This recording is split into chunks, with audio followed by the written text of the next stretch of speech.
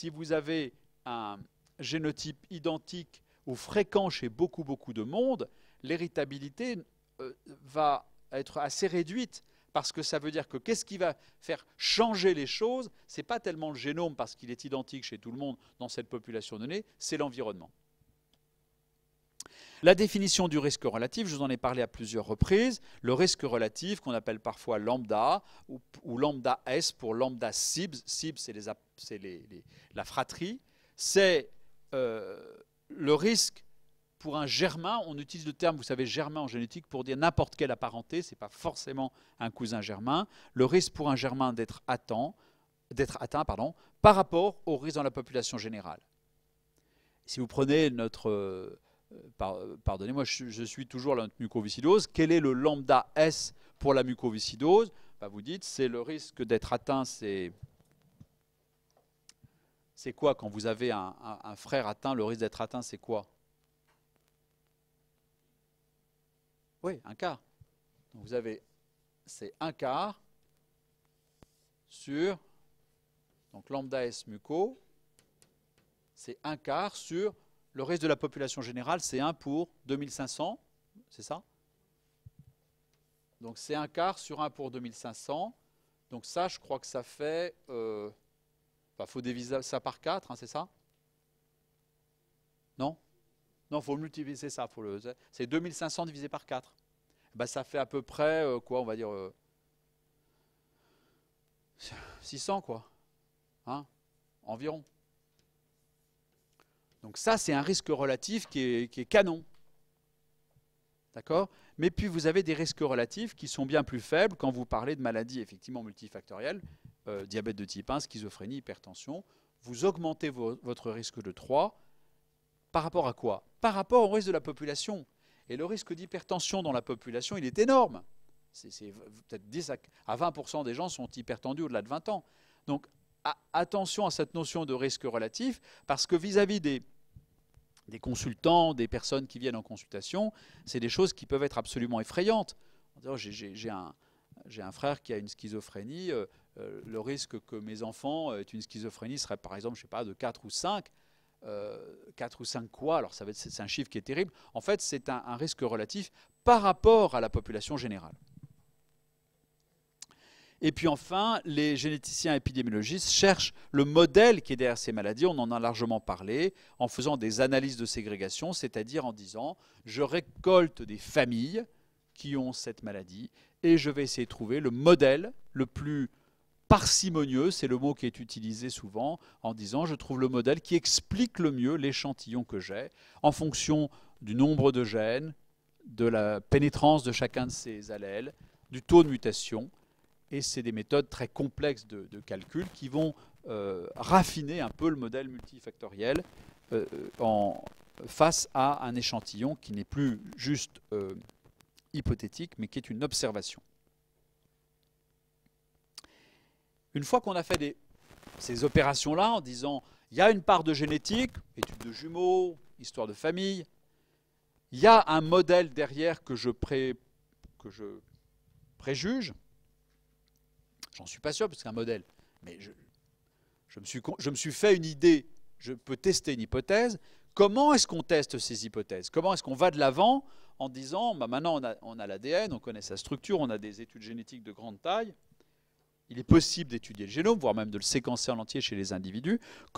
Quelles sont les méthodes d'analyse que l'on va mettre en œuvre pour aller au-delà du modèle, c'est-à-dire pour tester le modèle et essayer de trouver les gènes qui sont en cause. Les gènes ou les variants qui sont en cause. Rien ne dit que c'est dans le codant, cette affaire. Les difficultés pour ces analyses sont très grandes. Elles sont exactement en écho de ce que je vous ai dit des maladies multifactorielles. Le nombre de facteurs est inconnu. Il y a un nombre d'inconnus qui est énorme. On ne sait pas combien de gènes. Le modèle peut le prédire. C'est peut-être un modèle plus simple avec 3 gènes, mais rien ne dit que c'est vrai. La nature de ces, entre guillemets, gènes n'est pas évidente. Leur localisation, ça peut être bien sûr des altérations de séquences codantes dans notre exome, dans 1,3% du génome. Ça peut être aussi du non-codant. Ça peut être des éléments de régulation qui sont impliqués. Et d'ailleurs, parenthèse, mais la plupart des études génome entier dont je vous ai parlé, c'est GWAS, montrent des secteurs du génome qui sont très rarement des gènes codant pour des protéines. Mais ça tombe en général entre deux gènes ou dans un intron ou dans la région promotrice d'un gène, indiquant que peut-être que les facteurs communs, les mutations dont on parle, les variants dont on parle, sont des variants non codants, impliqués par exemple dans la régulation génétique. La nature des variations n'est pas évidente. Est-ce que c'est des variations ponctuelles de type SNP, SNP? Est-ce que c'est des variations de grande taille de type CNP, Copy Number Polymorphism? Il y a probablement une hétérogénéité d'allèles, mais aussi de locus, suivant les populations, suivant les familles. Les interactions, et ça c'est un truc très important, tous ces calculs sont très gentils, mais on n'a pas du tout d'idée de ce que ça fait d'avoir deux variants. Est-ce que c'est deux fois plus risqué d'avoir deux variants ou est-ce que c'est 4 fois plus risqué d'avoir deux variants? Autrement dit, est-ce qu'il y a une interaction entre les facteurs génétiques et même chose avec les facteurs d'environnement? Donc on part à l'aventure dans ces histoires et c'est probablement la raison de la déconfiture de la plupart des GWAS, c'est qu'on part à l'aventure avec un nombre d'inconnus qui est énorme, des modèles qui sont juste des supputations intellectuelles sans vraiment savoir ce que l'on peut trouver avec ces techniques. Cela dit, ces méthodes ont toujours pour principe la même affaire. Je t'en prie.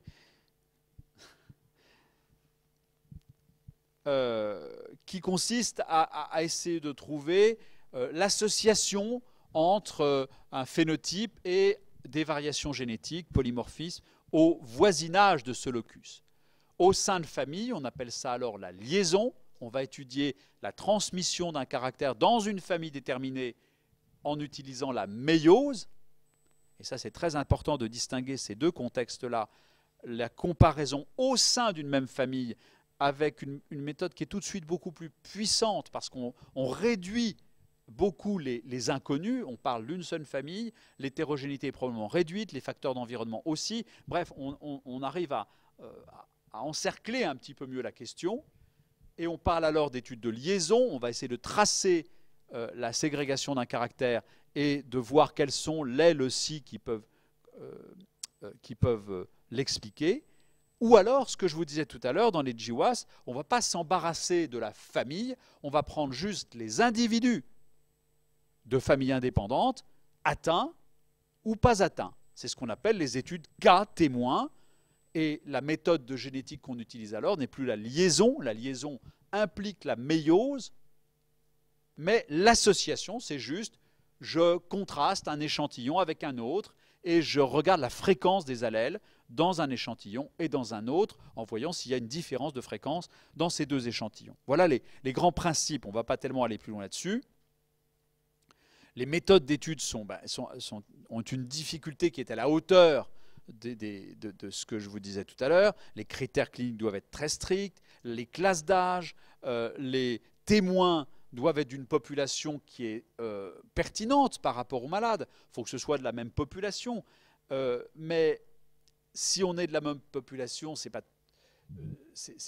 toujours facile de savoir le phénotype. Est-ce qu'on peut se fier au taux de pression artérielle d'une personne à 20 ans? Est-ce qu'il faut le prendre à 40 ans pour que ce soit un bon témoin? Donc la définition des témoins, qui est un truc qui a l'air simple, comme ça, je sais les personnes qui n'ont pas la maladie, elle n'est pas si simple que ça, parce que ces personnes, quel âge ont-elles? De quelle population sont-elles tirées? Etc. Et puis on peut avoir caché dans ces études ce qu'on appelle les stratifications, c'est-à-dire des couches d'inconnus qu'on n'a pas du tout pressenties et qui sont à l'origine de fausses associations, parce qu'à l'intérieur d'une population d'atteints ou de témoins, en fait, on n'en a pas une population, on en a deux, avec clairement des situations génétiques différentes. Tout ça est délicat. Le principe général de ces études d'association, en gros, vous l'avez dit, les rouges, c'est les cas, les bleus, c'est les témoins, et j'essaie de trouver des points communs plus forts chez les rouges que chez les bleus. Du point de vue des chromosomes, ça pourrait se voir comme ça. Nos malades sont ici, les cas, nos témoins sont là. Là, c'est un chromosome, allez, on va dire un chromosome 2, avec des polymorphismes absolument partout, et j'observe dans cette région, où il y a une série de polymorphismes qui me permettent de déterminer des couleurs différentes, que chez les malades, l'orange est beaucoup plus représentés que chez les témoins. Je dis alors, je fais l'hypothèse alors que dans cette région, c'est peut-être pas le polymorphisme orange, c'est dans cette région, il y a quelque chose qui, ancestralement, est plus commun chez les malades que chez les témoins, et ce quelque chose participe au phénotype. C'est ça une étude d'association génome entier, et évidemment je peux avoir des ressemblances de ce type à plusieurs endroits du génome, donnant ce type de courbe que vous avez ici pour l'ensemble des chromosomes. Regardez, chromosome 1 ou jusqu'au chromosome X. Chaque petit point ici, avec des myriades de petits points, correspond à la différence qu'il y a entre les cas et les témoins, avec un petit p qui va mesurer cette différence. Et vous dites, bah, la plupart du génome, vous voyez, c'est absolument identique chez les cas et les témoins. J'ai la même répartition des allèles d'un polymorphisme, de polymorphisme au pluriel de toutes ces régions-là. Et puis il y a des régions, regardez ici sur le chromosome 5, où vous avez deux polymorphismes, deux SNP, qui sont clairement totalement distincts, très distincts entre les cas et les témoins, pas complètement, mais très distincts. L'allèle, par exemple, l'allèle T ici, est très fréquent chez les malades et beaucoup moins fréquent chez les témoins. L'allèle A par rapport à AG, par exemple, est très fréquent chez les malades. Vous vous dites, ces deux polymorphismes, ces deux SNP, avec une facteur qui est au-delà d'un petit p de 10 moins 5, c'est-à-dire que la probabilité de vous tromper est inférieure à 1 pour 10 000, vous avez ici l'indication que dans cette région déterminée par des polymorphismes, il y a peut-être un facteur génétique qui peut être ces polymorphismes, mais pas forcément, ça peut être juste à côté, ça peut être ce qu'on appelle le déséquilibre de liaison, juste à côté des polymorphismes qui vont vous indiquer qu'ils ont une possible participation au phénotype que vous avez testé. Qu'est-ce que vous avez testé là? Vous avez testé l'intervalle QT, vous savez, c'est un des paramètres de l'électrocardiogramme qui détermine un certain risque de mort subite. Et donc, vous avez testé des facteurs de risque de mort subite.